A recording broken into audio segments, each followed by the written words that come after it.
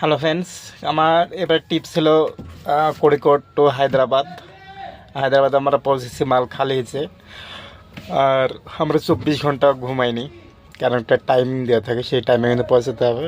তো ব্যাপার ঘুম আসছে, কেবল চা খাওয়া দাওয়া করে আসলাম, এখন ঘুমাবো। তারপরে আর দুপুরের রান্না যদি পারি তাহলে করবো, নাহলে জীবন হোটেলে খাওয়া দাওয়া করে নেবো। এখান থেকে আমাদের যত সম্ভব রিটার্ন ট্রিপ আমার কেরালাতেই হবে। আজকে যদি রোড নাও হয় তাহলে অবশ্যই কালকে নাহলে পরশু হয়ে যাবে। তা আমার যত আইডিয়া কেরালাতেই হবে, যদি না হয় না আর না আন্ধ্রাতে হবে, নাহলে কর্ণাটকায় হবে।